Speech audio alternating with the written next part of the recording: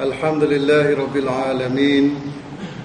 Wassalatu wassalamu ala ashrafil anbiya'i wal mursalin wa ala alihi wa sahbihi ajma'in wa ala man ittabi'ahum bi ihsanin ila yaumiddin. Amma ba'du. Assalamu alaikum warahmatullahi ta'ala wabarakatuh.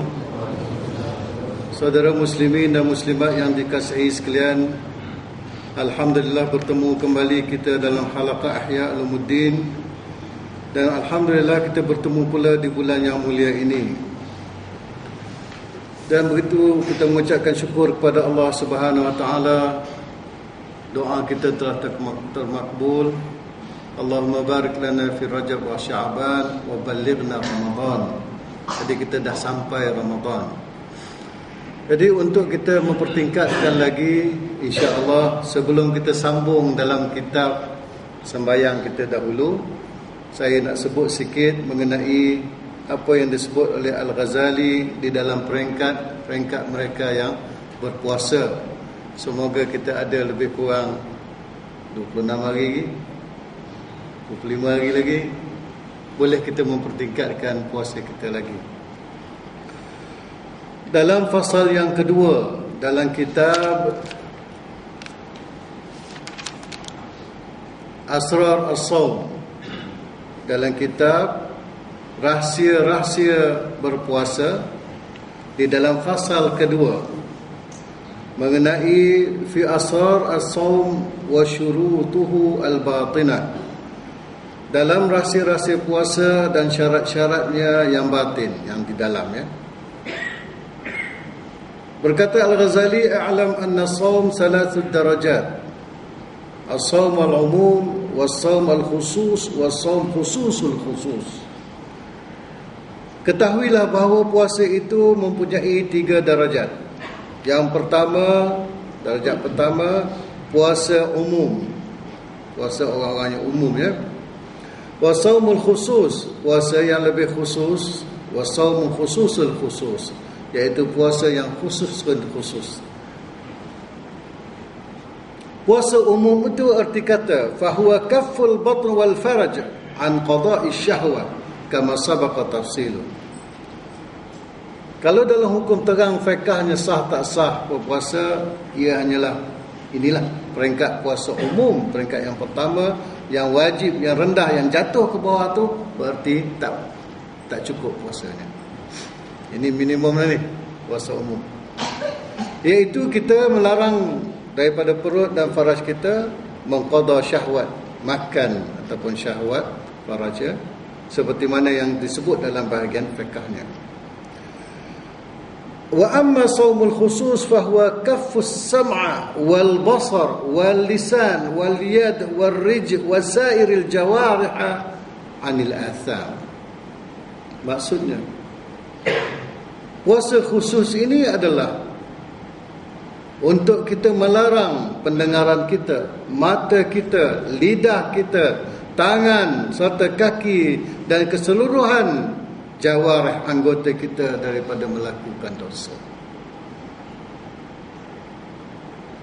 Kalau kita melihat dalam ayat puasa sekalipun, bermula daripada perintah yang begitu terang, ya.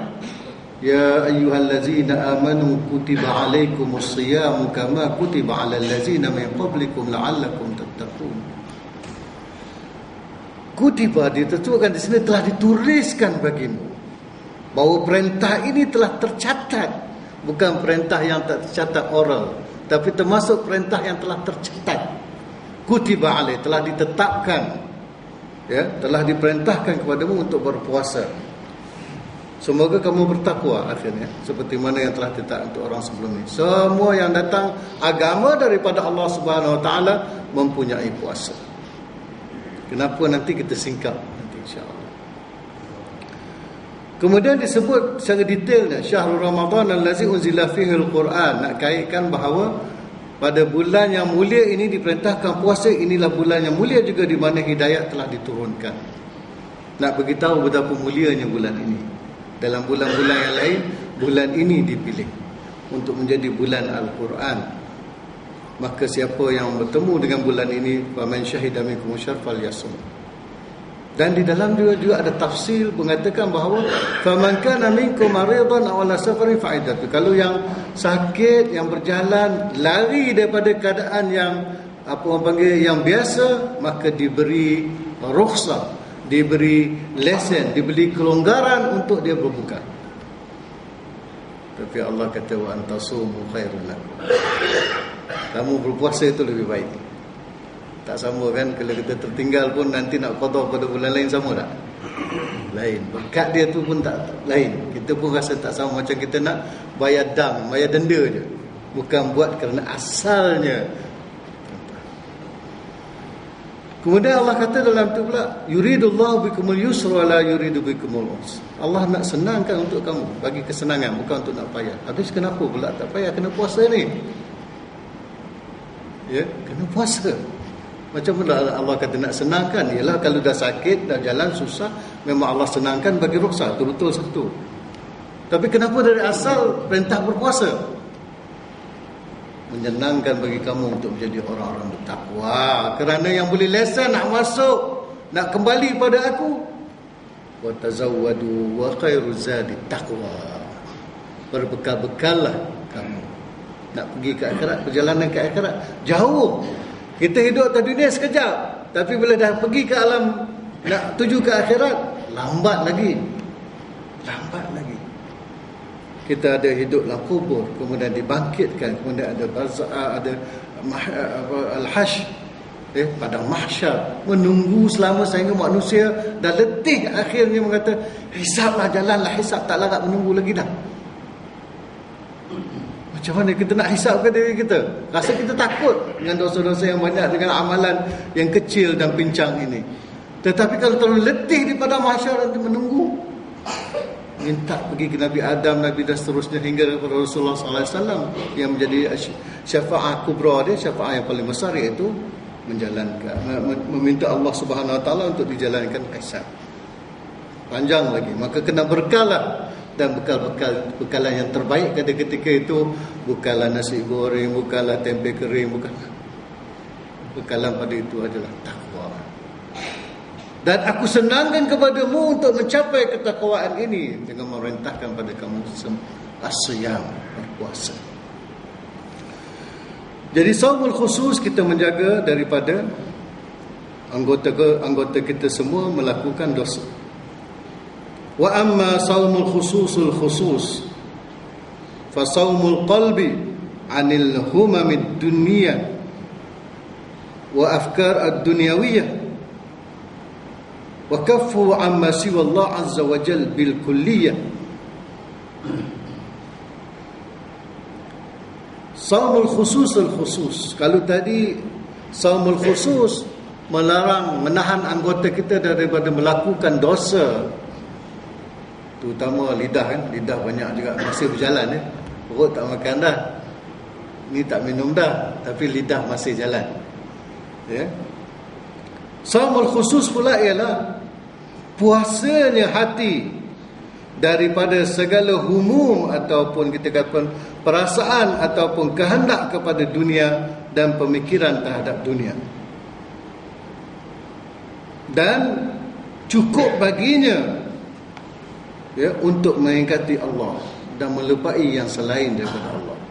Itu puasa saumul khusus. Kita masuk sikit lagi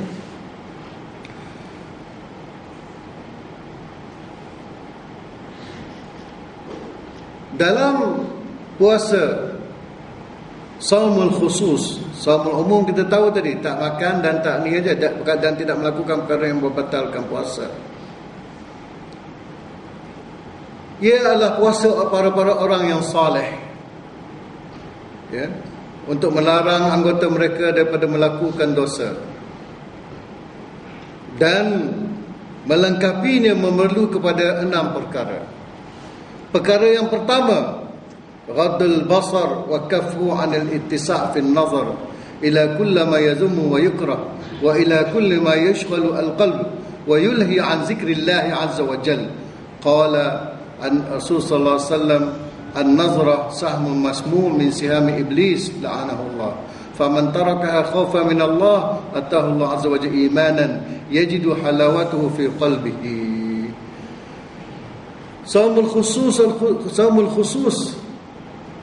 Yang pertama, perkara yang pertama yang perlu dijaga, menundukkan mata dan melarangnya daripada luas memandang kepada semua perkara yang dosa dan membawa makruh, yang membawa keburukan, dan kepada apa yang boleh memasyghulkan hatinya, menyibukkan hatinya daripada zikir kepada Allah Subhanahu wa taala. Zikir kepada Allah bukan hanya menyebut zikir-zikir subhanallah, alhamdulillah ataupun la ilaha illallah. Zikir pada Allah ialah mengingati Allah Subhanahu wa taala. Kalau kita tengok perkara yang cantik, zikir kita kepada Allah bukan kata ni labuci, kalimah, sini kilau tak kilau, ni berapa karat ke apa, bukan itu. Tapi mengingatkan kita kembali apa yang ada cukup dah untuk kita mendapat perkara yang lebih daripada ini di syurga kelak. Cukupkah kita? Puasa kita hari ini daripada awal cukup dah. Suci ataupun tidak puasa itu kerana Allah Subhanahu wa taala, supaya Allah menerimanya dan kita boleh mendapat lebih daripada emas, intan, berian yang kita ada di hadapan kita ini. Itu zikir kita, selalu menundukkan hati kita, membalikkan hati kita kepada jalan Allah Subhanahu wa taala. Itu yang pertama, dan Rasulullah sallallahu alaihi wasallam telah menyebut pandangan itu adalah anak panah yang berbisa daripada anak panah iblis yang dilaknati Allah. Siapa yang meninggal pemandangan yang berdosa ini semata-mata takut kerana Allah Subhanahu wa taala, takut pada Allah Subhanahu wa taala, maka Allah akan memberinya iman yang kita rasai akan kemanisan iman itu di dalam hati. Bila rasa keimanan itu manis di dalam hati kita, inilah yang disebutkan habbaba ilaikumul iman. Ya, dialah yang telah menjadikan iman itu sangat dicintai olehmu. Wa karriha ilaikumul fusuqa wal isyan, dan telah menjadikan hati kamu benci kepada kefasikan dan kepada melakukan maksiat. Itulah takwa, itulah keimanan. Yang kedua, yang pertama dari menjaga mata. Yang kedua pula hifzul lisan anil huziyan wal kadhib wal ghibah wal namimah wal fahash wal jafa' wal khusuwah wal marah. Menjagakan lidah daripada menyebut perkataan yang sia-sia. Bukan hanya sia-sia, lebih pada itu kalau buat, menyebut daripada pembohongan, dusta, mengumpat, memfitnah, dan kata-kata yang lucah. Begitu juga kata-kata yang kasar, dan kata-kata yang boleh membawa kepada pertengkaran, dan juga kata-kata menunjuk-nunjuk. Masya Allah, sembahyang malam baru 10 rakaat. Satu surah tu buat 10 rakaat. Ada 8 lah. Lepas tu campur 2, campur lagi. Alhamdulillah simpan. Termasuk menunjuk-nunjuk ni, kalau Allah 10 aja. Main dulu semayang kat Masjid Nur sampai 20, 1 juzuk habis. Ni sikit ni. Jangan berlaku macam tu. Dia termasuk yang disebut oleh Ghazali, bahawa kita dalam puasa khusus ni kena menjaga anggota, antaranya lidah yang paling menjahanamkan manusia itu. Rasulullah SAW bersabda, aku tidak melihat di dalam neraka waktu Mi'raj, tidak melihat di dalam neraka. Waktu Isra' sebelum sampai ke Mi'raj ditunjuk-tunjuk gambaran-gambaran. Aku tidak melihat anggota yang paling banyak menjerumuskan manusia di dalam neraka kecuali lidah. Lidahlah yang paling banyak. Ya. Dan bulan puasa ni insya-Allah kita menjaga lidah kita ini. Dengan itu Al-Ghazali menganjurkan, kalau tidak ada perkataan baik yang nak dikeluar, diam saja. Diam saja. Ataupun masyghulkan dirimu dengan membaca Al-Quran. Katalah kita di dalam kereta, jalankan Al-Quran. Ada waktu kosong, jadikan lidah kita Allahumma innaka afuwwun karim tuhibbul afwa fa'fu anna. Kita perlu kepada kemaafan dan kepada istighfar, kepada pengampunan daripada Allah Subhanahu wa taala. Di antara orang-orang alim yang menyebut bahawa al-ghibatu tufsidu as-shaum, mengatakan bahawa yang mengumpat itu akan memusnahkan puasanya. Ini kata Sufyan Ats-Tsauri. Ya, seperti mana yang diriwayatkan Bashar bin Haris. Dan Rasulullah SAW yang masyhur dan sahih dibawa dalam hadis di dalam sahih hadis Hurairah daripada sahih Bukhari dan sahih Muslim dua-dua ya. Innamas shaumu junnatun fa iza ka'ahadukum sha'iman fala yarfus wala yajhal wa in imra'un qatalahu wa syata falyaqul inni sha'im. Bahawa puasa itu adalah satu perlindungan daripada api neraka. Dan jika ianya seseorang daripada kamu itu berpuasa, janganlah dia mengeluarkan kata-kata kesat. Janganlah dia mengeluarkan herdikan. Dan jika seseorang itu ingin bertengkar dengannya, atau ingin membunuhnya, atau mengherdiknya, atau memakinya, makalah hendaklah dia berkata, inni sha'im, aku berpuasa. Kemudian seterusnya, yang ketiga, menahan pendengaran daripada mendengar kepada segala yang baik, yang tidak baik. Kerana setiap yang diharamkan perkataannya, mengatakannya, maka ia juga haram akan mendengar kepada perkara itu. Jadi janganlah kita mendengar pula kepada perkataan-perkataan yang buruk. Kalau majlis terdapat di dalamnya kata-kata fitnah, terdapat di dalamnya mengumpat, bangun kita. Bengkaslah bangun, pergilah cari majlis yang membawa kepada peringatan Allah Subhanahu Wa Taala. Yang keempat, kafu baqiyatul jawariha an asam, yang anggota-anggota lain, tangan, kaki, daripada mengerjakan perkara-perkara yang buruk. Begitu juga perut, janganlah kita sumbatkan ataupun tekak kita dibasahi ketika berpuasa. Jadi makna saum itu ialah menahan diri daripada makanan halal. Kemudian beriftar ya, dengan perkara yang halal. Jangan pula kita menahan daripada makanan yang halal, tapi pada iftar melakukan yang haram. Ya. Haramnya kadang bukannya makanan tu haram untuk kita makan sehingga pecah perut, orang kata. Makan sehingga tak larat nak makan sehingga tak boleh bangun, itu pun juga tak betul. Itu pun juga berdosa.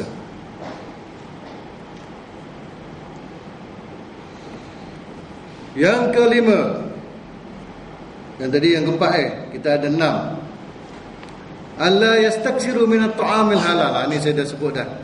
Janganlah memperbanyak pula makan makanan walaupun halal ketika iftar. Ya. Dan tidak ada bekas yang amat dibenci oleh Allah Subhanahu Wa Taala daripada perut yang diisi terlalu penuh dengan makanan-makanan. Karena sebenarnya asal puasa itu, raison d'être, sebab utama berpuasa itu untuk kita memenangi ke atas syahwat makanan kita. Jadi kalau kita makan, sebagaimana disebut oleh Rasulullah sallallahu alaihi wasallam, nahnu qaumun la na'kul hatta najua' fa iza akalna la nashba. Kami ini kaum, yakni orang Islam, muslimin, yakni Allah Rasulullah sallallahu alaihi wasallam. Kalau kita pengikutnya dan kita termasuk dalam kaumnya, kena ikut rasmi itulah. Kami ini kaum yang tidak makan kecuali ketika kami lapar. Dan jika kami makan, kami tidak sampai kenyang. Nak menjadi tafsir ataupun perinci yang lebih, biarlah perut itu sepertiga diisi dengan makanan, sepertiga dengan air, dan sepertiga lagi untuk bernafas.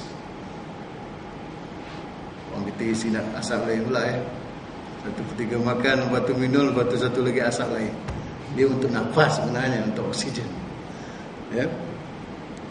Jadi itu yang kelima, untuk kita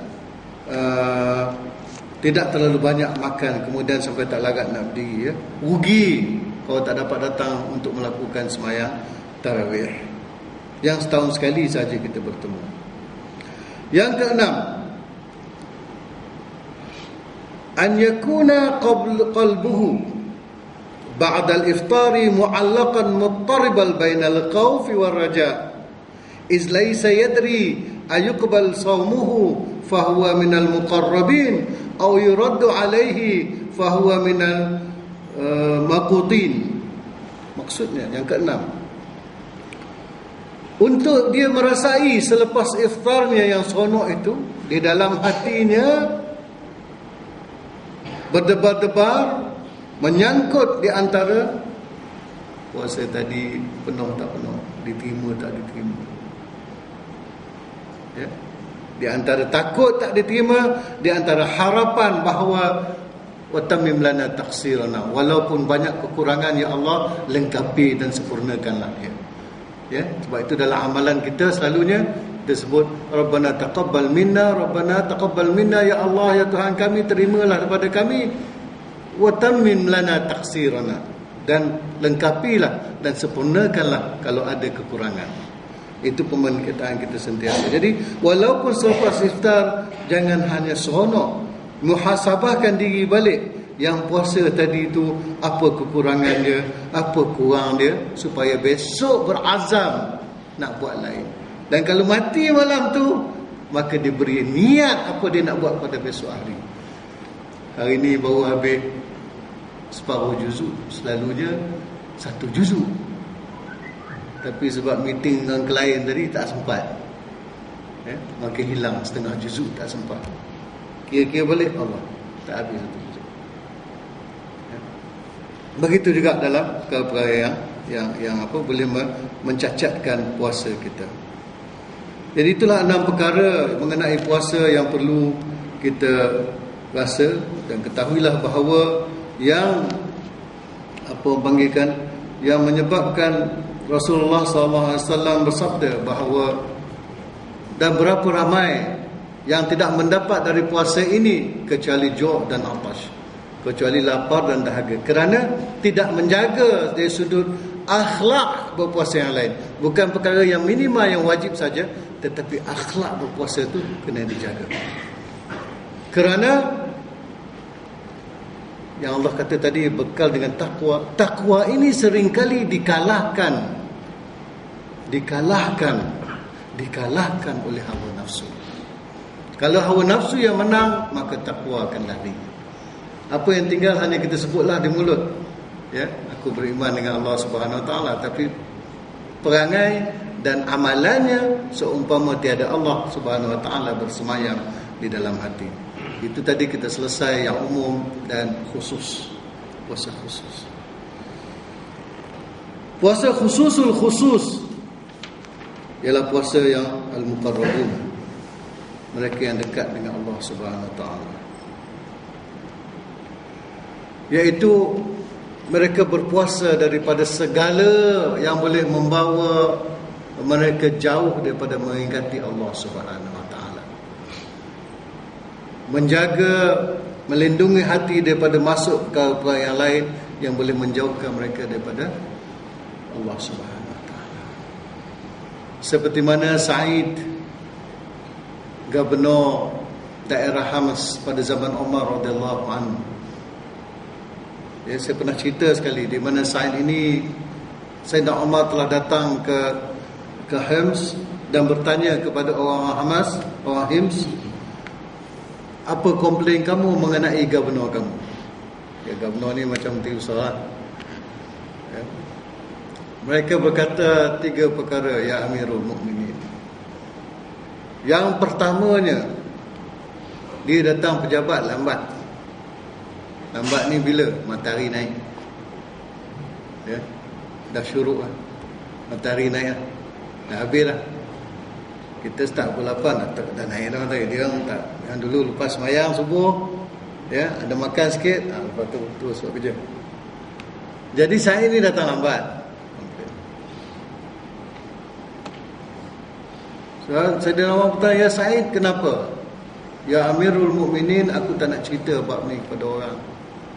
Tapi kerana engkau minta, maka ianya perintah, aku kena sebutlah. Ya Amirul Mukminin, aku tidak ada orang yang menolong aku di rumah. Jadi lepas sembahyang aku akan uli tepung, kemudian aku akan bakar roti untuk anak-anak aku. Tak ada orang yang tolong. Dia gubernur.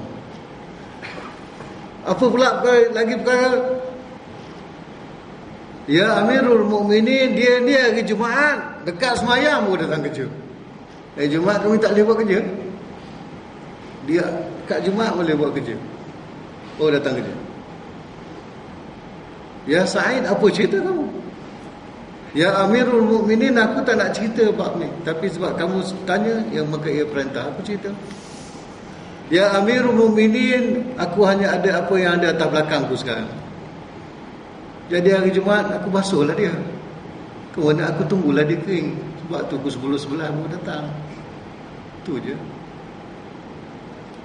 Kemudian yang ketiga, mereka kata Said ini kadang-kadang dalam tengah meeting tu dia pengsan. Itulah kerja dia. Susah kami tengah-tengah nak bersihin, tengah-tengok chairman dah pengsan dah. Apa cerita wahai Said? Terketar-ketar Said. Ya Amirul Mukminin, inilah yang paling berat.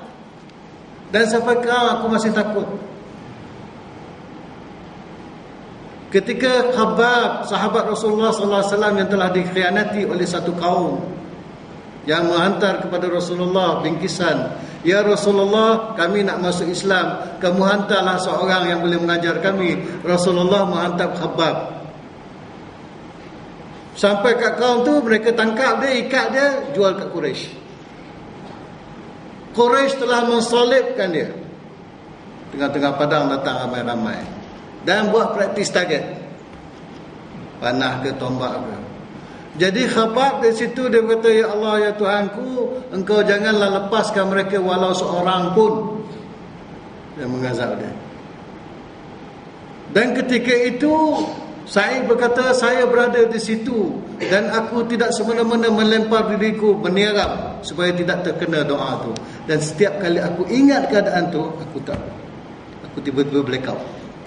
Setiap kali ingat benda tu blackout, takut terkena doa." Sayyidina Amirul Mukminin berkata, "Alhamdulillah allazi lam yakhibu zanni." Alhamdulillah yang tidak mensia-siakan pemikiranku ataupun mensia-siakan pandanganku terhadap sahabatku ini. Maka dia balik. Itu baru cerita dia, baru introduction. Balik kemudian Amirul Mukminin sebab kesian tengok governor dia ni hantar lebih satu uncang, dalam ni ada 1,000 dinar lebih kurang lah, ataupun dirham. Sampai kat pejabat governor, Amirul Mukminin mengantar kepadamu satu uncang ni untuk kamu menggunakannya dalam hidupmu. Dia pun gemercang ni, cung gemercang ni, getar dia. Dia pergi ke pasar, habis dia bagi. Lillah subhanahu wa ta'ala. Lepas tu dia balik rumah, dia tanya isteri dia, "Wahai ibu kepada anak-anak, orang Arab ni bila kau panggil Habibi okey, Habib tu sayang lah kan, Habib Bati kan. Tapi bila panggil ibu kepada anak-anak tu hormat, atas gemala lah. Ibu kepada anak tak boleh, memang respect tu." Jadi kata, "Apa pendapat kamu jika datang sesuatu dari dunia untuk memusnahkan akhirat kita?" Isteri dia pun kata, "Ni senang ya, buang lah, tak payah ambil lah." Alhamdulillah. Tadi saya normal ada hantar 1,000 dinar, patah abang sedekah je lah. Gitu je. Macam kalau kita kena macam tu. Kalau tak boleh kan ambil separuh. Zakat tu 6% je. Tapi Said, ya. Jadi yang beginilah yang kita maksudkan, bahawa menjaga hati dia. Ni saumul khusus. Maknanya ini berterusan. tambah puasa lagi pula. Sebab itulah Sayyidina Rasulullah SAW bila datang bulan puasa, tangan dia ni umpama angin, ya? Angin yang bebas. Siapa main minta, kalau datang kat Rasulullah bulan puasa minta, ya? Masuk lebih pada angin yang bebas. Dia akan bagi. Itulah bulan puasa ni juga kita katakan bulan Quran, dan begitu juga bulan sedekah.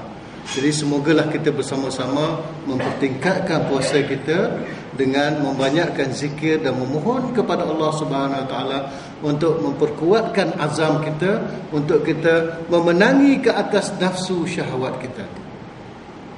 Sebenarnya kalau mengikut Ibn Qayyim Al-Jauzi yang menulis buku At-Tib An-Nabawi, penyakit kita ini kerana banyak disebabkan oleh makanan kita. Penyakit kita menjadi canggih dan bercabang-cabang kerana makanan kita ini juga makanan yang canggih dan bercabang-cabang, ya. Tetapi dia kata kalau kamu tengok orang Arab Badawi, makanan dia simple yang asas.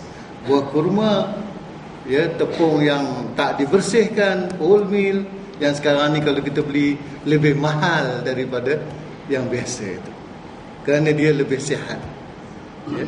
Jadi itulah kalau kita makan senang-senang saja, insya-Allah.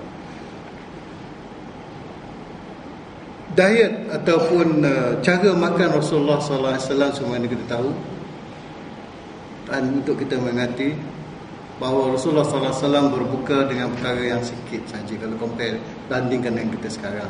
Buah kurma antara 3 hingga 7 biji. Kalau ada susu, minum susu. Kalau tak ada susu, kerap kali Rasulullah sallallahu alaihi wasallam Allahumma salli ala Muhammad, kerap kali makanannya hanyalah aswadan, iaitu kurma dan air. Itu je, ya. Dan pernah satu kali ketika Umar radhiyallahu anhu, Faruq, Khalifah, Amirul Mukminin, dan pada ketika zaman dia tu dah sampai ke Syam, Rom dah kalah, cuma tak ambil alih, dia semua ditolak balik, tak boleh ambil lagi Byzantine dia, Istanbul, ya, belum boleh ambil Konstantinopel. Abu Ayyub Al-Ansari berjihad sampai selepas Umar pun ikut, sebab Rasulullah sallallahu alaihi wasallam bersabda, ni'mal jayshul Istanbul wa ni'mal qa'id jayshul Istanbul. Ya, Rasulullah bersabda, satu hari berkatakan bahawa sabda Rasulullah, sebaik nikmat, betapa senikmat-nikmat tentera itu adalah tentera yang tawan kota Istanbul, dan sebaik-baik pemimpin itu adalah pemimpin tentera Istanbul itu yang menawan Istanbul. Tidak ada sahabi yang kalau dengar bahawa ada kumpulan nak pergi menawan Istanbul kecuali dia ikut, termasuk Abu Ayyub Al-Ansari. Tapi dia mati syahid. Sebab itulah kubur dia tu dulu di luar kota Istanbul, sekarang dia dah masukkan. Kalau kita pergi Istanbul akan carilah dia punya kubur Abu Ayyub Al-Ansari. Jadi satu hari masa Umar radhiyallahu anhu selepas ditikam, ya, so dalam sakit ni, dia makan sikit-sikit lah. Satu hari anak-anak dia rasa nak bagi dia perkara yang lazat lah. Maka dia bawa kepada dia roti warna putih, macam kita sekarang lah, gardenia ayam putih tu, roti warna putih. Bila dia tengok, menangis dia. Kan dia dah nak pergi kan, menangis dia. Maka kenapa aku tak boleh makan makanan? Kenapa?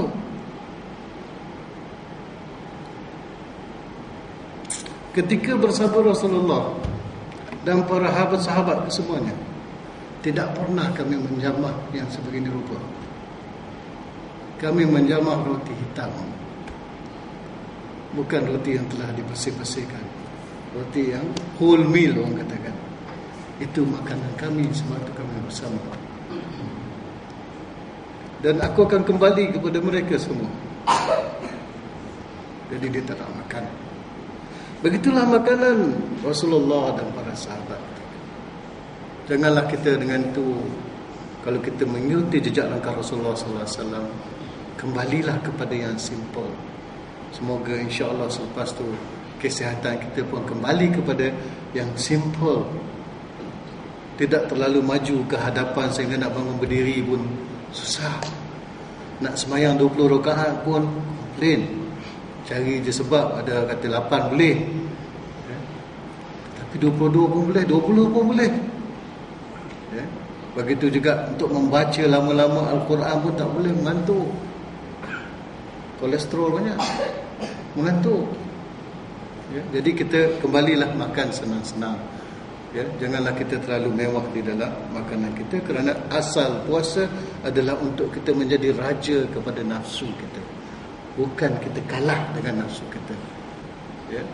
Dengan sebab kita kalah kepada nafsu kita, kita dapati bahawa bulan yang paling banyak dosa yang dibuat oleh orang muslimin di seluruh dunia dengan membuang makanan-makanan ialah bulan Ramadan. Kau tak percaya, tanya di BKL, tanya Putrajaya lah. Banyak mana makanan organik terbuang. Sebab bila pergi bazar Ramadan tu nak ni boleh bawa balik, tahu lah tak sedap, ini tak sedap. Lama-lama tak termakan dan dibuang. Itu yang pertama. Yang kedua juga, apabila kita di dalam bulan Ramadan, kena ingat kepada mereka yang lain. Bagaimana kita boleh panggil dengan kawan? Saya pun heran juga ni. Bagaimana kan kita kata dulu kan, kalau kita masak satu benda yang bau oleh jiran tu, bagilah sebelah. Zaman-zaman dulu, sebab itulah kita tukar-tukar. Asalnya Rasulullah sallallahu alaihi wasallam menganjurkan, kalau seorang tu masak dan bau sampai ke sebelah, kena bagilah jiran sebelah. Dia begitu. Tapi kita sesama kita yang boleh makan sekarang berapa? RM70, RM80, ada setengah tu RM120. Buffet Ramadan. Dan ada yang kampung di luar pada Putrajaya sikit, yang tak tahu makan apa, cukup tak cukup.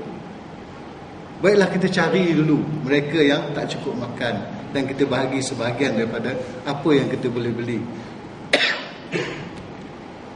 Kalau nak buat di 120 tu, kata ke geng, tak payahlah, you all bagi yang, kata kita bagi yang RM80 dah lah, RM40 tu you bagi kat kita jumpa makan buffet RM40, nak RM80 instead of 120. Jadi ada RM40, you bagi kat saya. Lagi kita pergi sedekah dekat orang yang kurang. Pelan-pelan lah, nak tinggal terus pun tak boleh kan. Nanti kata susah pula, ini klien menyahal kan. Itu masalah. Jadi dengan sembahyang, dengan kita melakukan sebegitu, kita mengajar diri kita untuk tidak menang di atas nafsu syahwat yang nak makan sedap-sedap, tetapi sebaliknya kita jadikan kata itu sebagai satu opportunity untuk kita melakukan amal ibadat, untuk melakukan sedekah jariah, memberi makan kepada orang yang miskin. Itulah sepatutnya apa yang kita lakukan, dan kita ada masih 20 hari lebih. Pertingkatlah setiap hari. Kalau tadi dah tahan, dah lapar, kenyang, kita dah menang. Yang kedua kita katakan khusus tadi, jagalah lidah kita, perbanyakkan zikir dan baca Al-Quran. Kalau ada orang nak sebut perkara yang baik, astaghfirullahalazim, aku berpuasa.